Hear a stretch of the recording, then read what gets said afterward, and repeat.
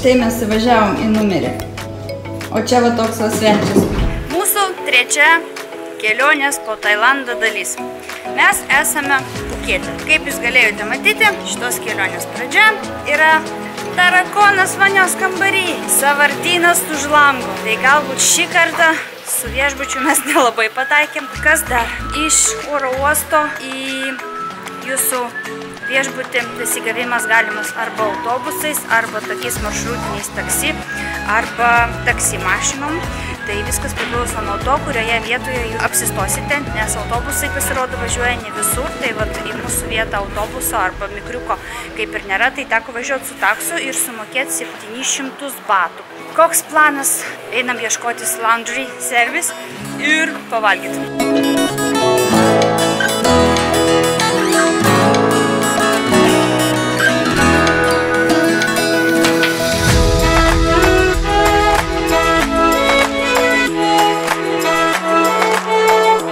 Paėmėm motorolerius ir atvykom pamatyti didelio Budos. Tai čia yra apžvalgos aikštelė, o ponas randasi štai čia.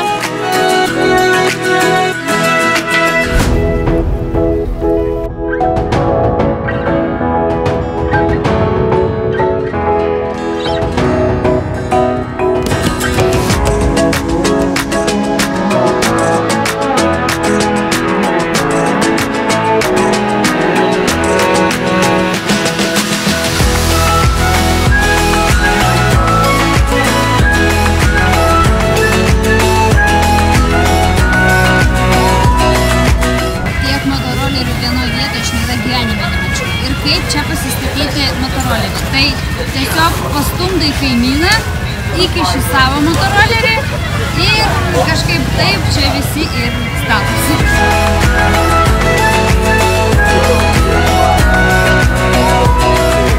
Esame Pukete, esame Patong paplūdimyje. Čia yra kažkoks beprotnamis.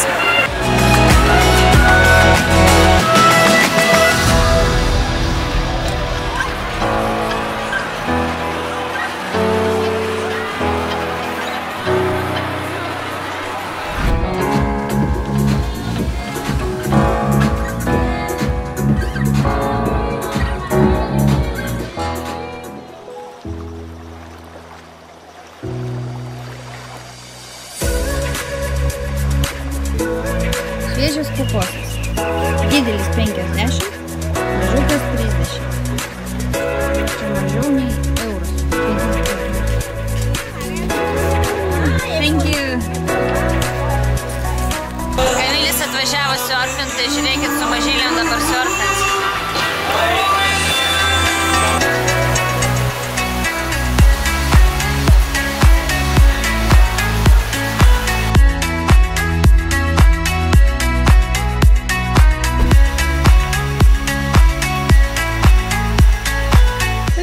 Lipom štai tokiais laiptais, kurių yra dafiga, o ten nieko įspūdingo. Leidžiamės maždaug į viso aukščio vidurį, galbūt ten bus ką pafilmuoti. Jeigu atsidursit šioje vietoje ir pamatysit tokius laiptus, tai žinokit, lipti į patį viršų gal net neapsimoka.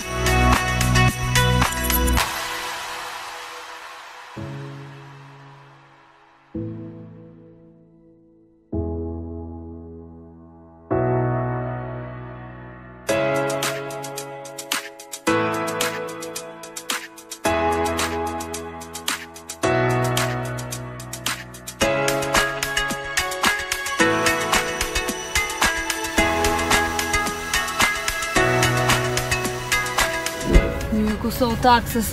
Ar ne per gerai čia tau? Džipuks toks. Mūsų nuotykiai tęsiasi toliau ir dabar mes judame į Krabi. Važiuosim su visai senų nutriušusių autobusų. Tikiuosi, jisai kur nors pakeliui nesuguš. Ir bilietai mums kainavo 260 batų berods. Tai kelionė truks apie 5 valandas. Ai, 2,5 valandos? Ai, tai nedaug. Žodžiu. Važiuojame į Krabį, 2,5 valandos, kainavo 260 batų. Kokie įspūdžiai apie Puketo miestelį? Palyginus su Krabiu, ką mes jau matėme, tai Krabi paplūdimiai yra tikrai žymiai įspūdingesni. Čia toks, turistinis, net kitokio žodžio jokio negaliu surasti ir labai daug rusų. Mes kalbėjome su mūsų geru pažįstamu, kuris atvyko čia prieš kelis metus ir dirba Café Del Mar. Tai jisai pasakė, kad Tailandas, Puketas dabar yra pati populiariausia turistinė rusų kryptis.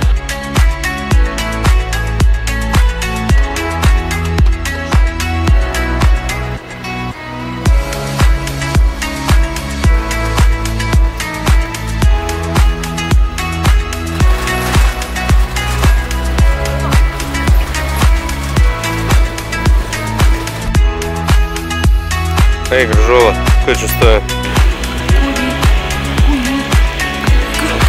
Kaip tu šneki? Nu ką, brangieji, paskutinį kartą rodau jums mūsų viešbutį ir rodau jums mūsų kambarį. Dabar yra jau 9 valandos vakaro, už lango nieko nesimato.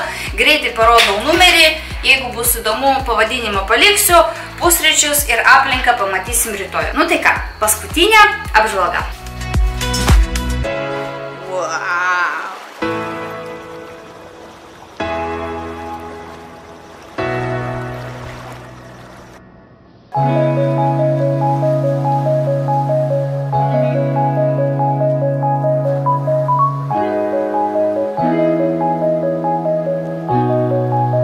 Labas rytas, kaip jaučiatės?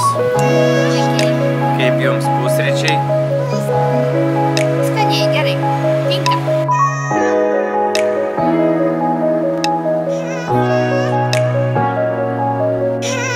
Papasaka, kur mes dabar eisim? Mes dabar eisim labai sudėtingą, tolimą kelią į viršukalnę, taip, iš kurios atsives gražus vaizdas, vadinasi į Bataino. Mokat skaityti, lipam, pasižiūrim, ar verta jums lipti ten ir ar verta gaišti tiek laiko. Nes kiek aš suprantu, tai mes ten eisim 2 valandas, jo? Ir paskui 2 valandas atgal. Ir dar pasifotkinti reikės. Visos dienos prireiks, maždaug. Nu tai, reikia daryti.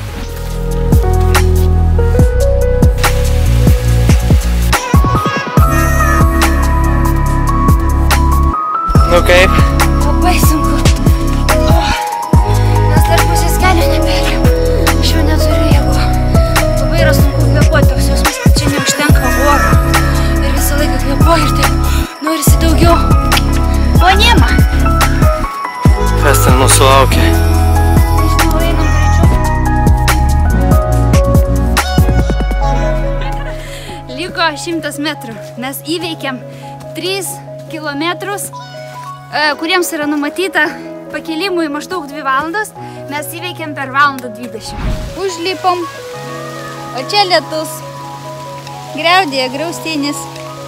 Žiūriu, mums sekasi su griaustiniu. Barcelonoje irgi pakilome tą Tibidabų ir lietus prisidėjo. Ir čia dabar tas pats. Dviese stovim, laukiam. Lyja. Jau permerkė visiškai. Dar atgal 3 kilometrus varyti. Toks tas poilsis.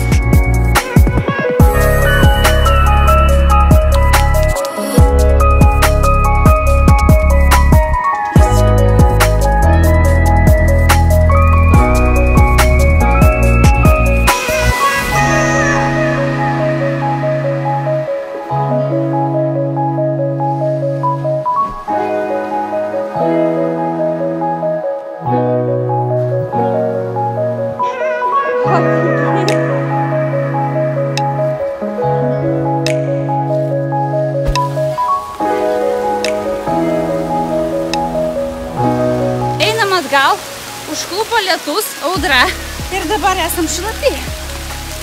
O dar varyti 2 kilometrus.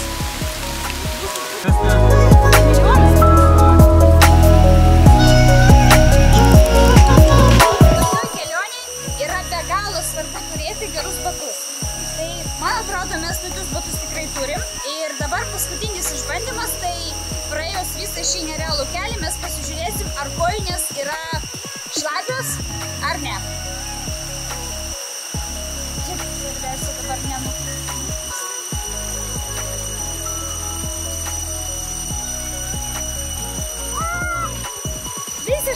šlapo kojos.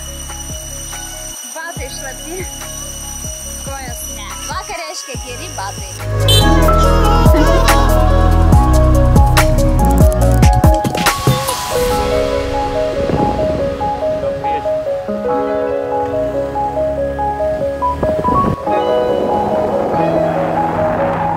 Dabar atvažiavome pakartoti masažiuką, tai po šiandieninės aktyvios kelionės į kalnus bus pats tas.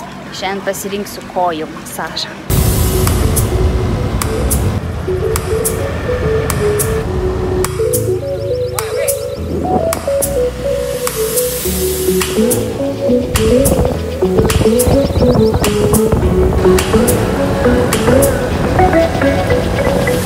Šiandien yra paskutinė mūsų pilna diena Tailande, bet mes ją leidžiame netinginiaudami prie baseino, bet vis dar kažkur skubam, lekiam ir kažką žiūrim. Atvažiavome mes dabar į tokią vietą, kur gamtos yra sukurti tokie baseinai ir juose yra karštas vanduo. Tai vadinasi Spring Waterfall, tai vėlgi nuorodą paliksiu, jeigu jums tas bus įdomu. Su motoroleriu važiuoti gal nepatarčiau, nes kiek didelis atstumas dabar einam ir kojos ir supinėjau labai skauda. Tai gal geriau būtų užsisakyti turą, bet mes turėjome motorolerį, tai nusprendėme jį jau išnaudoti pilnai. Bilietas paprastas, kaip pat mes atvažiavom su motoroleriais ir pirkom, tai 160 batų kainuoja asmeniui ir už motorolerį 10 batų. Tai žiūrim, ką turim.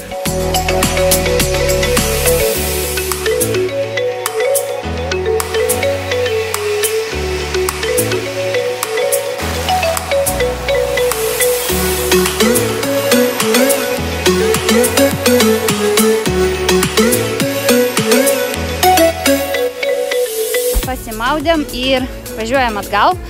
Būtų vienas patarimas, jeigu norit važiuoti į šią vietą, gal vis tik geriau važiuokit patys arba rinkitės patį anksčiausią variantą, nes tada bus labai mažai žmonių. Nes mes dabar jau grįžinėjom iš tų waterfallų ir jau mašinų belekiek, jau turistų belekiek čia.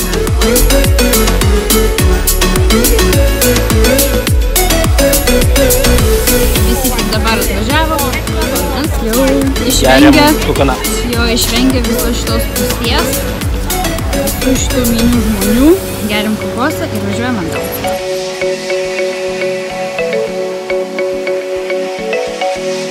This is banana. You cannot eat them by banana. You can get closer. You can take a photo.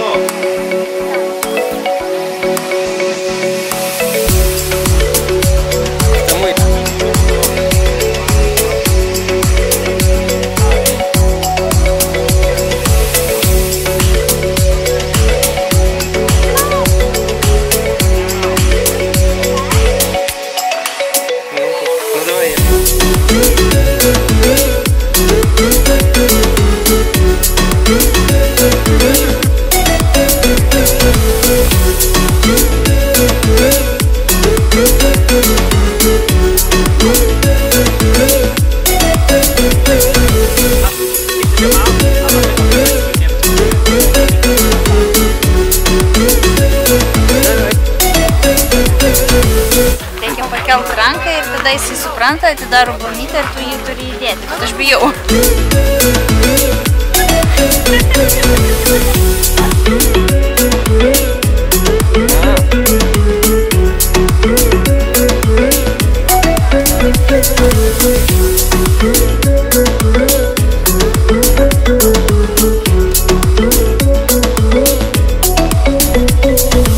Paskutinis mūsų rimtas nuotykis Tailande tai yra pažintis su drambliais. Iš tikrųjų, Tailandą tikriausiai neįmanoma įsivaizduoti be dramblių. Jūs galite surasti labai daug pramogų, tai yra ir pajodinėti ant dramblių, ir nueiti į jų pasirodymą, bet mes kažkaip esam prieš tai ir vienintelė tokia galbūt mažiausia blogybė iš visų, kurias mes suradome, tai apsilankimas štai tokioje vietoje. Kaip teigia patys šios vietos įkūrėjai, tai jie dramblius gelbėjo nuo nelaisvės. Jeigu, pavyzdžiui, kažkas surado susirgusi drambliuką ir nežino, ką su juo veikti, tai galima paskambinti į šią vietą ir iš tos vietos žmonės atvažiuos ir jį pasiims. Kaip jie patys teigia, tai didžiausia yra problema, kad valstybė niekaip nefinansuoja šios vietos ir lygiai taip pat niekaip neuždraudžia gyvūnų išnaudojimo. Gyvūnų populiacija labai sumažėjo, tai tokių vietų kaip šita yra kelios Krabėje ir aplink Krabį.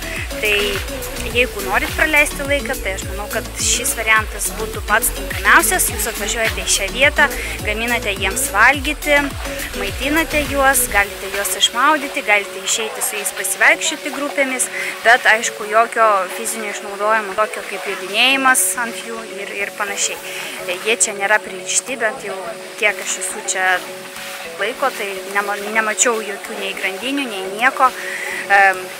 Ir visi pinigai, kurie yra įmami už šią pramogą, aišku, yra skiriami tam, kad šie gyvūnai būtų sveiki, kad jie čia gyventų ir kad jiems būtų sudarytos visos sąlygos gyventi gerą ir normalų gyvenimą ir galbūt netgi daugintis, bet pasirodo, kad tai nėra taip paprasta, nes kaip ir pas žmonės, tai patelė gali patikti patinui, bet patinas gali visai nepatikti pateliai. Tai čia irgi reikia tiesiog surasti gyvenimo draugą, kad tai būtų abipusė meilė.